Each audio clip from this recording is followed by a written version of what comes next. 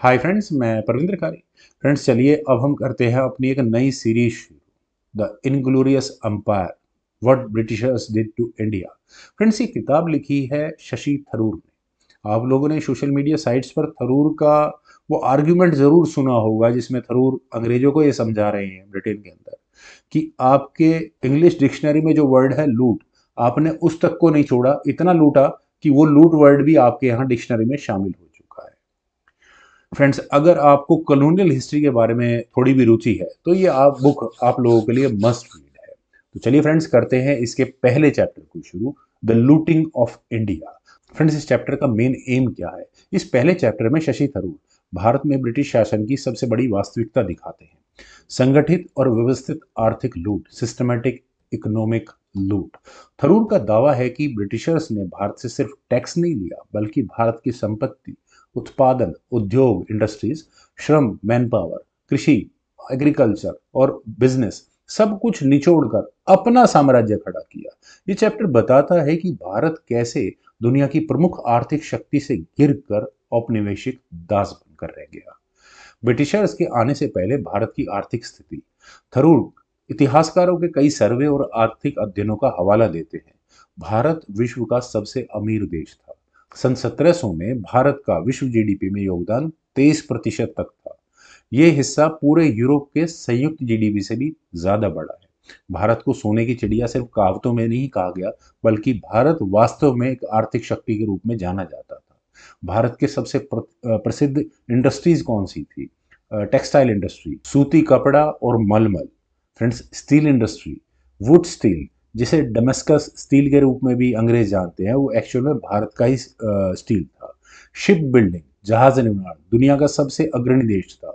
हीरा, मोती, मसाले, नील, शक्कर, चाय, सब कुछ भारत से ही जाता था। ये सारे उद्योग अंतर्राष्ट्रीय डिमांड पर आधारित थे और भारत एक एक्सपोर्ट ड्रिवन इकोनॉमी था। ब्रिटेन की व्यापारिक चालें, ईस्ट इंडिया कंपनी का आगमन। ब्रिटेन भारत से सीधे व्यापार नहीं कर सकता था, इसलिए ईस्ट इंडिया कंपनी ने शुरुआत में सिर्फ बिजनेस पार्टनर की भूमिका निभाई। लेकिन 1757 बैटल ऑफ प्लासी में सब कुछ बदल गया। ब्रिटिश कंपनी अब सिर्फ व्यापारी नहीं रह गई, वो अब टैक्स जुटाने वाली सरकार बन चुकी थी। कंपनी के अधिकारी खुद को जमींदार, शासक और न्यायाधीश मानने लगे थे और यहीं से शुरू हुई भारत की आर्थिक लूट का एक संगठित युग। ड्रेन ऑफ वेल्थ, भारत से ब्रिटेन की तरफ धन बहना। थरूर इसे हिस्ट्रीज ग्रेटेस्ट रॉबरी कहते हैं। तो लूट के तरीके क्या थे? टैक्स और रेवेन्यू का अत्यधिक दबाव। फ्रेंड्स, इवन मुगलों के समय में भी टैक्स भारत के अंदर लगभग 15% था, लेकिन ब्रिटिश शासन में कई क्षेत्रों में 50 से 60% तक पहुंच गया था। किसान बर्बाद होने लगे थे, भूमि छिनती जा रही थी और अकाल बढ़ते जा रहे थे। भारतीय वस्तुओं पर भारी टैक्स और ब्रिटिश वस्तुओं पर जीरो टैक्स था। भारतीय टेक्सटाइल निर्यात में नंबर 1 था। ब्रिटिश कपड़ा उद्योग का सबसे बड़ा खतरा यही था। इसीलिए ब्रिटिश संसद में यह कहा गया, Indian textiles are more beautiful, more affordable, they must be stopped. अब रोका कैसे गया? भारतीय कपड़ों पर ब्रिटिश बाजारों के अंदर 70 से 80% तक की इंपोर्ट ड्यूटी लगाई जाने लगी। ब्रिटिश कपड़ों में भारत के अंदर जीरो ड्यूटी लगती थी। भारतीय माल या तो जला दिया जाता, और आप लोगों ने में से बहुत लोगों ने सुना होगा कि किस तरह से भारतीय बुनकरों के अंगूठे तक काट दिए गए। हालांकि इस बात पर डिबेट है, लेकिन सच्चाई जरूर ये है कि उन्हें भूखा रखा गया, बेइज्जत किया गया और उनके उद्योगों को नष्ट कर दिया गया। होम चार्जेस, अदृश्य आर्थिक टैक्स। फ्रेंड्स, भारत के टैक्स से ब्रिटिश सेना फाइनेंस होती थी, ब्रिटिश ऑफिसर्स की सैलरी निकलती थी, उन अंग्रेजों की पेंशन भारतीय पैसे से जाती थी। भारत के अंदर जो अंग्रेज प्रशासन में जो खर्चा होता था वो सब भारतीय टैक्स पेयर का ही होता था। इवन यूरोप में जो कंपनी खर्चा चलता था वो भी सब कुछ भारत से ही निकाला जाता था। भारत गुलाम था, यहाँ की कमाई ब्रिटेन की जेब में जाती थी। भारत के उद्योगों का विनाश। फ्रेंड्स, सबसे पहले समझते हैं टेक्सटाइल इंडस्ट्री का कैसे समापन हुआ। शशि थरूर यहाँ बताते हैं कि 1750 में दुनिया का 25% टेक्सटाइल भारत में बनता था, लेकिन 1800 आते आते बंगाल के बुनकर भूखे मरने की कगार पर पहुंच चुके थे। करगे बंद होने लगे थे। ब्रिटेन ने मैनचेस्टर और लैंकशायर को भारत के खिलाफ हथियार की तरह इस्तेमाल किया। भारत सिर्फ रॉ कॉटन सप्लायर बनकर रह गया था। ब्रिटेन में तैयार कपड़ा भारत के ही बाजार में बेचा जाने लगा। ये एक तरफा युद्ध था। अब स्टील इंडस्ट्री को कैसे खत्म किया गया? भारत का वुड्स स्टील दुनिया में सबसे प्रसिद्ध था। डमस्कस सॉर्ड इसी भारतीय धातु से बनाई जाती थी। ब्रिटिशर्स ने भारत में उच्च गुणवत्ता वाले स्टील के उत्पादन पर टैक्स बढ़ा दिए, कई फैक्ट्रियां बंद करवाई, तकनीक पर प्रतिबंध लगा दिया गया। नतीजा क्या हुआ?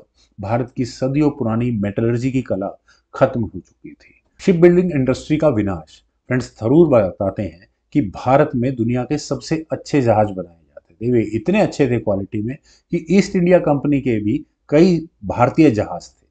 पर बाद में ब्रिटिश कानून आया कि ब्रिटिश एम्पायर के लिए कोई भी जहाज खरीदा जाएगा तो वो सिर्फ ब्रिटेन में ही बनाया जाएगा। नतीजा क्या निकला?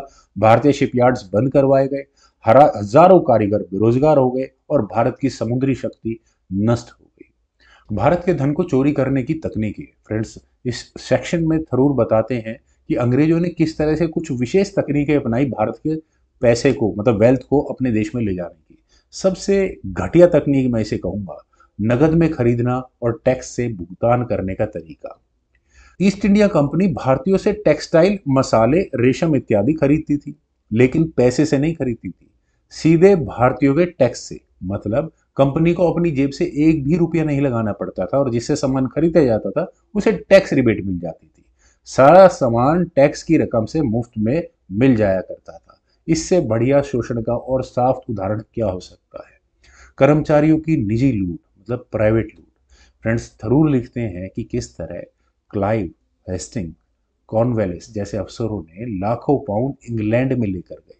रॉबर्ट क्लाइव ने तो खुद स्वीकारा है, I stand astonished at my own moderation. मतलब उसे भी विश्वास नहीं था कि उसने इतना कम क्यों लूटा। ड्वेल गवर्नमेंट सिस्टम, दोहरी सरकार। रॉबर्ट क्लाइव ने बंगाल में ऐसा सिस्टम बनाया कि प्रशासन भारतीयों से तो चलता था, लेकिन निर्णय ब्रिटिशर्स लेते थे। अधिकार ब्रिटिशर्सों के हाथ और जिम्मेदारी भारतीयों के सर पर होती थी। इससे ब्रिटिश वाले रिवेन्यू भी लेते थे और दोष भी नहीं आता था। बंगाल फेमाइन, पहली बड़ी आर्थिक त्रासदी। फ्रेंड्स, थरूर इस चैप्टर को बंगाल फेमाइन 1770 वाले से जोड़ते हैं। अब उसके कारण मुख्य क्या थे? एक तो जरूरत से ज्यादा टैक्स, किसान को अनाज बेचने पर मजबूर करना, कंपनी का व्यापार में जबरन हस्तक्षेप, सूखे के समय पर अनाज को रोकना। परिणाम क्या निकला? उस समय लगभग 1 करोड़ लोग मारे गए। कई जिलों की तो आबादियां खत्म हो गई। लोग पेड़ की छाल खाकर मर जाते थे। और कंपनी को क्या मिला? उसके रेवेन्यू में 20% से अधिक की वृद्धि हुई। ये अकालग्रस्त बंगाल की बात है। थरूर इस विडंबना को पर बहुत क्रोध व्यक्त करते हैं। भूख से मरते लोगों की भी जेब से टैक्स निकाला गया। ब्रिटेन की औद्योगिक क्रांति, असल ईंधन भारत का धन। ब्रिटेन अक्सर इंडस्ट्रियल रिवॉल्यूशन का श्रेय अपनी प्रतिभा को देते हैं, लेकिन थरूर यहाँ कहते हैं, Britain did not rise because of its genius, they rose because of India's decline. कैसे? भारत से धन लिया गया, कच्चा माल लिया गया, खपाने के लिए भारतीय बाजार मिले और भारत के उद्योगों को नष्ट किया गया। इन सब ने ब्रिटेन के औद्योगिकरण को फ्यूल किया। भारतीय ज्ञान, कुशलता और नवाचार का दम घुटना। फ्रेंड्स, ब्रिटिश शासन में भारतीय कारीगर, वैज्ञानिक, तकनीकी विशेषज्ञ और व्यवसायी सभी को सिस्टमेटिकली नीचा दिखाया गया। उनकी स्किल्स को बदनाम किया गया।